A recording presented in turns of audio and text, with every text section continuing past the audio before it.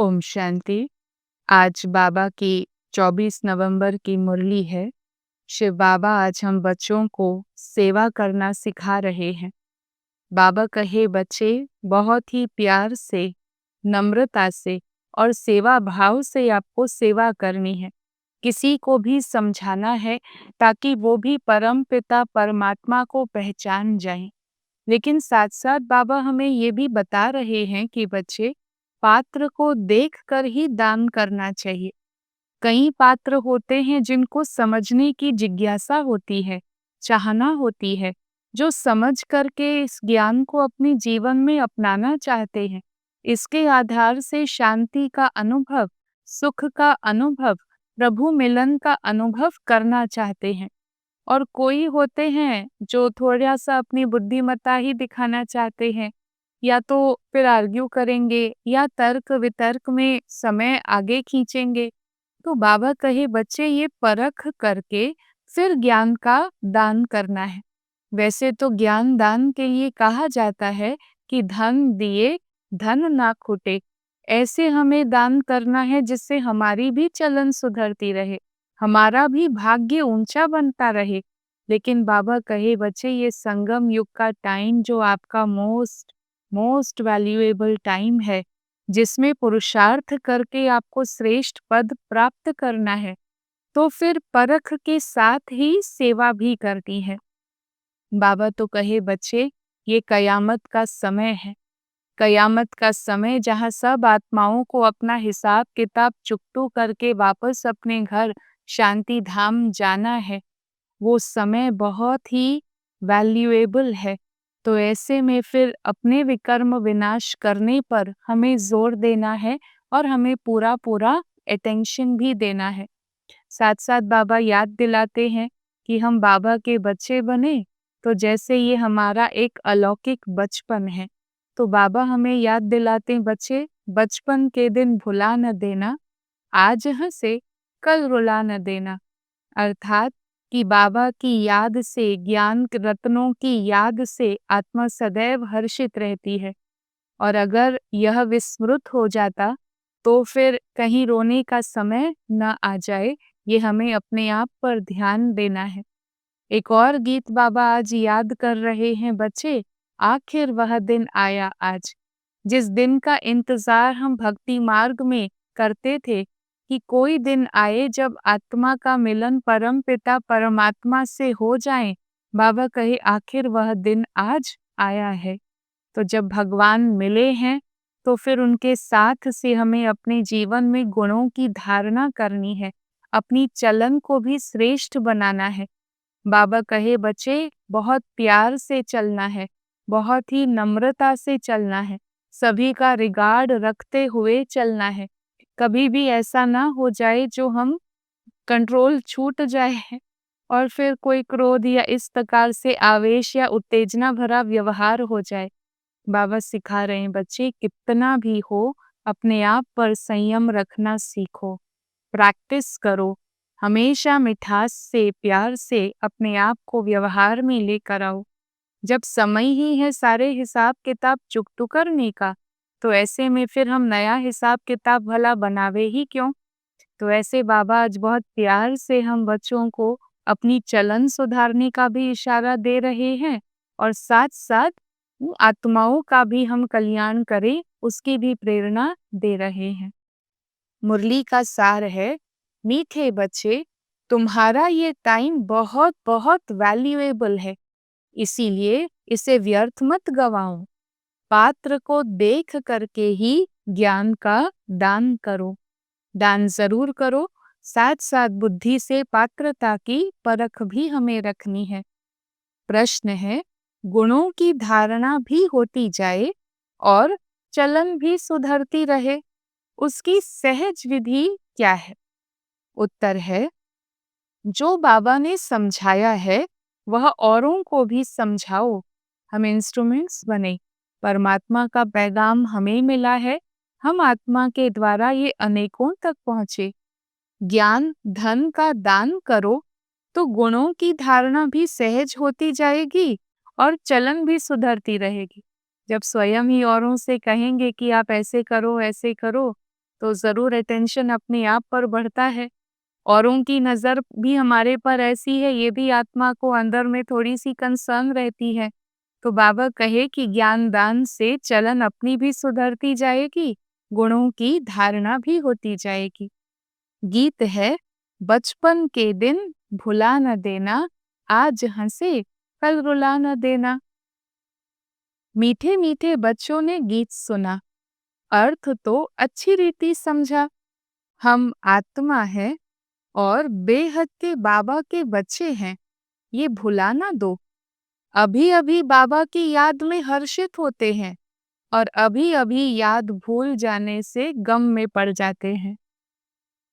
जहाँ परमात्मा की याद है, परमात्मा द्वारा प्राप्त जो ज्ञान है, उस खजाने की स्मृति है, कोई भी परिस्थिति लेश मात्र भी आत्मा को दुख का अनुभव नहीं करा सकती है। जहाँ विस्मृति है, वहीं फिर और बातें आत्मा को प्रभावित करती हैं, जो कभी दुख, निराशा या हताशा का अनुभव होता है। अभी अभी याद भूल जाने से जैसे गम में पड़ जाते हैं। अभी अभी जीते हो, अभी अभी जैसे कि मर पड़ते हो। अर्थात जो जीवन का उमंग है, ऊर्जा है, जो खुशी है, वो सब सब गायब हो जाती है। अभी अभी बेहद के बाबा के बनते हो, अभी अभी फिर जिस्मानी परिवार तरफ चले जाते हो। तो बाबा कहते हैं, बच्चे आज हंसे कल रुलाना दो। तो ये हुआ गीत का अर्थ कि आज बाबा की याद में है और कल उनको भुला न देना। तुम बच्चे जानते हो, बहुत करके मनुष्य शांति के अनुभव के लिए ही इधर उधर जाते हैं, तीर्थ यात्राओं पर जाते हैं, क्योंकि शांति की अनुभूति करने की दिल में चाहना है। ये एक ही संगम युग है जब बाबा आकर समझाते हैं, पहले पहले तो अपने को आत्मा पहचानो। आत्मा है ही शांत स्वरूप, रहने का स्थान भी है शांति धाम। क्यों नहीं आत्मा को शांति खींचेगी? ओरिजिनली हर एक आत्मा शांत स्वरूप है। हम एक शांति धाम घर के रहने वाले हैं। शांति के सागर हमारे पिता हैं, उनसे हमारा अनादि अविनाशी संबंध है। इस ओरिजिनल वाइब्रेशन से हम दूर चले जाते हैं तो ये ओरिजिनलिटी आत्मा को फिर से खींचती है, इसीलिए इसकी खोज बनी रहती है। यहाँ आत्मा आती है तो कर्म जरूर करना पड़ता है। इस सृष्टि में जब शरीर लेती है तो कर्म तो करना ही है। जब अपने शांति धाम में है तो शांत है, ना वहाँ कर्म है ना संकल्प है, केवल शांति है। सतयुग में भी शांति रहती है, सुख भी है, शांति भी है। शांति धाम को सुख धाम नहीं कहेंगे। जहाँ सुख है उसे सुख धाम और जहाँ दुख है उसे दुख धाम कहते हैं। ये सब बातें तुम समझ रहे हो। ये सब समझाने के लिए कोई को भी सम्मुख समझाया जाता है।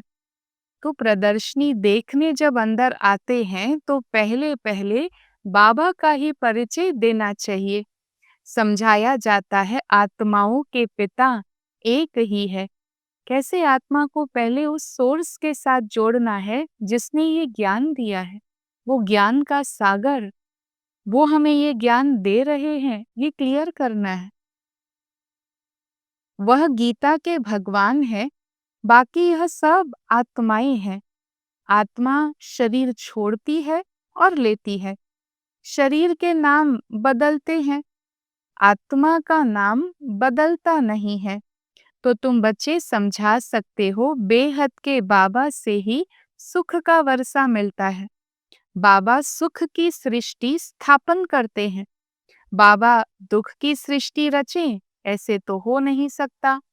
भारत में लक्ष्मी नारायण का राज्य था ना, चित्र भी है। तो बोलो यह सुख का वर्षा मिलता है। अगर कहे कि यह तो तुम्हारी कल्पना है, तो फिर छोड़ देना चाहिए। किसी को नहीं बातें जचती हैं। बाबा स्वर्ग स्थापन कर रहे हैं, हमारे कर्म ऐसे बना रहे हैं, हमें ऐसे कर्म करना सिखला रहे हैं जो नर से नारायण, नारी सो लक्ष्मी बने। नहीं किसी को ये बातें जचती तो कोई बात नहीं, फिर छोड़ देना चाहिए। कल्पना समझने वाले कुछ भी समझेंगे भी नहीं ना। और तुम्हारा टाइम तो बहुत वैल्यूएबल है। बाबा का टाइम भी कितना वैल्यूएबल है। बाबा समझा करके बच्चों को क्या से क्या बना देते हैं। तो बाबा तुम बच्चों को ही कहते हैं कि तुम अपना वैल्यूएबल टाइम गंवाओ मत। नॉलेज पात्र को ही देनी है, पात्र को समझाना चाहिए। पहले पहले बाबा का परिचय देना है। जब तक ये नहीं समझते कि हम आत्माओं का पिता शिव है, तो फिर आगे और बातें समझ ही नहीं सकेंगे ना। ज्ञान देने वाला कौन है, ये समझना बहुत जरूरी है, प्राथमिक है। तो बहुत प्यार से, नम्रता से समझाना चाहिए। और अगर नहीं समझते हैं तो फिर भले जाएं, सम्मान से ही व्यवहार करें, पर वो फिर नहीं समझते हैं तो भले जा सकते हैं। तुम्हें बाबा की याद में रहना है। भल शरीर निर्वाह अर्थ कर्म भी करना है, फिर भी समय तो बहुत मिलता है ना। कोई जिज्ञासु आदि नहीं है, कोई कार्य नहीं है, तो बस बाबा की याद में बैठ जाना चाहिए। बस आत्मा को एक तड़प हो, मौका मिले और मैं बाबा के साथ कनेक्ट हो जाऊं। मेरे मन की तार सारी जग के आवाजों से परे एक शांति के सागर के साथ कनेक्ट हो जाए। ये मेरा ब्लिस टाइम, ये मेरा मी टाइम। दिन भर में वो चातुर्यता बनी रहे। मिले तो जैसे कहा, एक घड़ी आधी में पुनियाद। जितना समय मिले बस बाबा के पास चले जाऊं, उसकी यादों में खो जाऊं। बस कोई कार्य नहीं है तो बाबा की याद में बैठ जाना चाहिए। वह तो है अल्पकाल की कमाई और तुम्हारी ये है सदा काल के लिए कमाई। तो इसमें अटेंशन जास्ती देना पड़ता है। माया घड़ी घड़ी और तरफ ख्यालात ले भी जाती है ना। बैठेंगे योग में मानो 10 मिनट, पर हो सकता है कि मेजॉरिटी टाइम माया के साथ युद्ध करने में चले जाए। और कभी तो ये भी होता कि माया नजर भी नहीं डाल सकती। आत्मा उस प्रेम के सागर के प्यार में लवलीन हो जाती। तो समय समय की बलिहारी है, कभी याद कैसी होती, कभी कैसी होती। अब यह तो होगा ही, माया भुलाती रहेगी, माया की रेजिस्टेंस बनी रहेगी। इस पर एक नाटक भी दिखाते हैं। प्रभु प्रेम ऐसे कहते हैं और माया ऐसे कहती है। बाबा बच्चों को समझाते हैं, मामेकम याद करो, इसी में ही विघ्न पड़ते हैं और कोई बात में इतने विघ्न नहीं पड़ते हैं। तो बाबा ने समझाया है, सब आत्माओं को अंत में वापस जाना है। सब आत्माएं शरीर छोड़कर चली जाएंगी।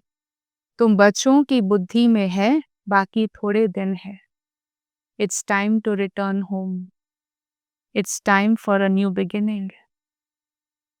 सभी आत्माएं कार्मिक अकाउंट्स सेटल करेंगी, परम आत्मा के साथ वापस अपने घर शांति धाम जाएंगी और फिर नई सृष्टि में पार्ट बजाने आएंगे। तुम बच्चों की बुद्धि में है, अब बाकी थोड़े दिन है।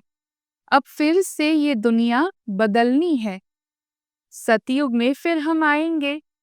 सभी आत्माएं शांति धाम में होंगी और नंबरवार इस सृष्टि पर आती रहेंगी। जो कल्प पहले आए थे वह नंबरवार आएंगे। अच्छी रीति पढ़ करके वो आत्माएं पढ़ा भी रही हैं। जो अच्छा पढ़ते हैं वही फिर नंबरवार ट्रांसफर होते हैं। तुम भी ट्रांसफर होते हो।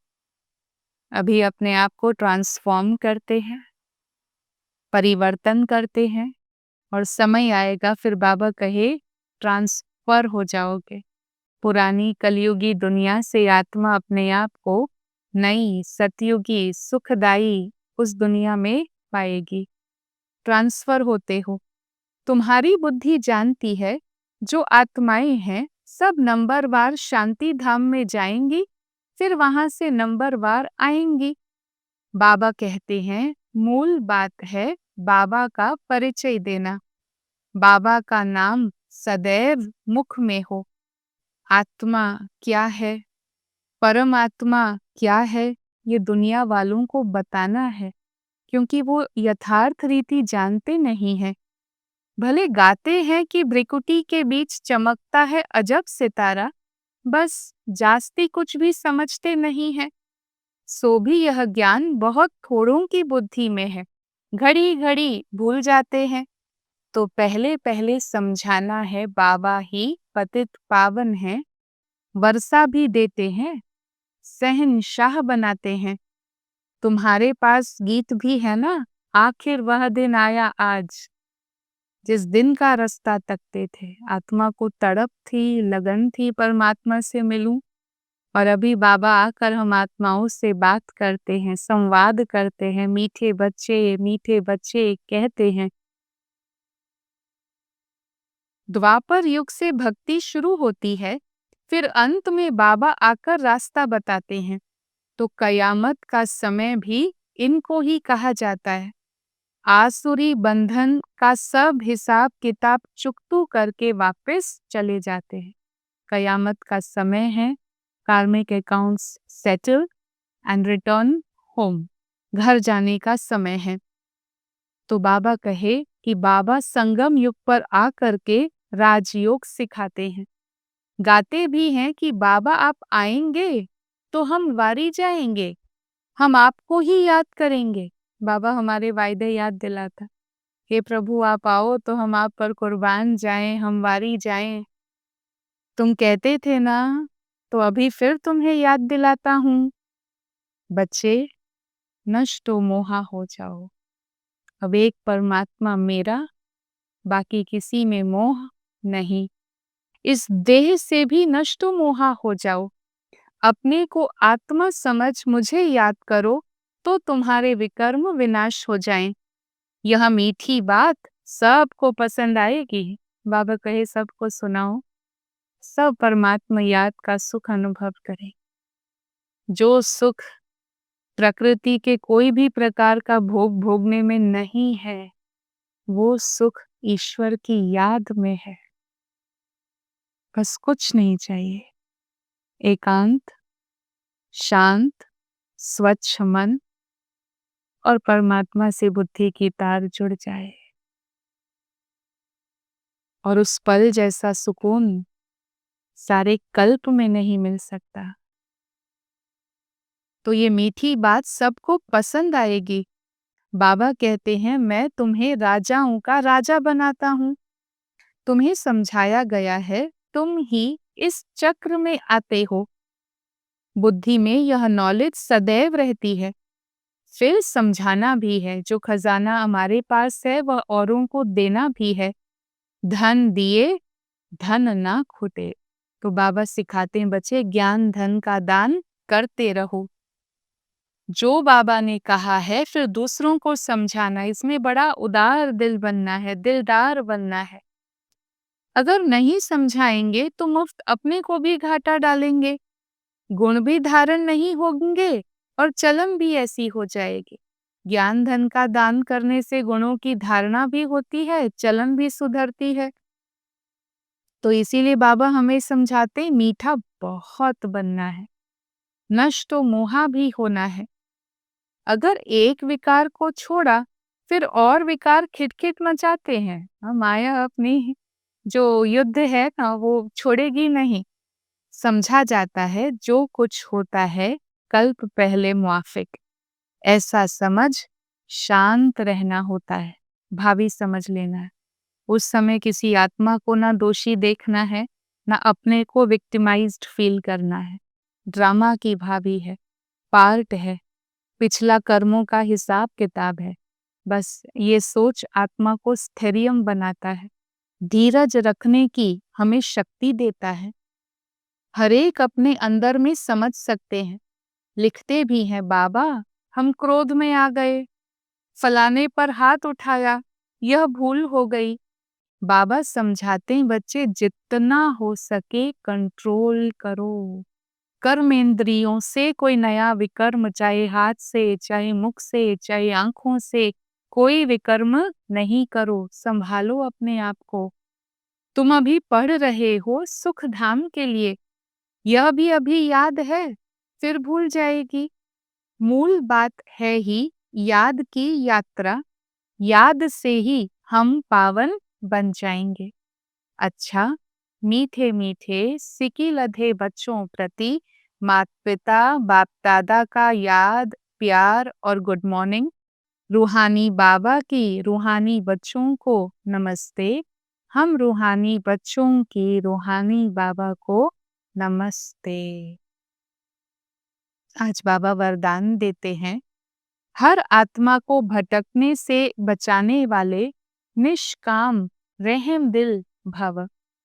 जो बच्चे निष्काम रहम दिल हैं, उनके रहम के संकल्प से अन्य आत्माओं को अपने रूहानी रूप व रूह की मंजिल सेकंड में स्मृति में आ जाएगी। रूहानी रूप अर्थात उन्हें भी याद होगा, मैं एक आत्मा हूँ, और रूहानी मंजिल अर्थात शांति धाम का निवासी हूँ, सहज याद आ जाएगा। उनके रहम के संकल्प से अतृप्त आत्मा, खाली आत्मा सर्व खजानों की झलक देख पाएगी। भटकती हुई आत्माओं को मुक्ति व जीवन मुक्ति का किनारा व मंजिल सामने दिखाई देगी। वे सर्व के दुख हरता सुख करता का पार्ट बजाएंगे। हृदय में रहम हो, सर्व के प्रति दुख हरता सुख करता का कर्तव्य करें। दुखी को सुखी करने की युक्ति व साधन सदा उनके पास जादू की चाबी के मुआफिक होगा।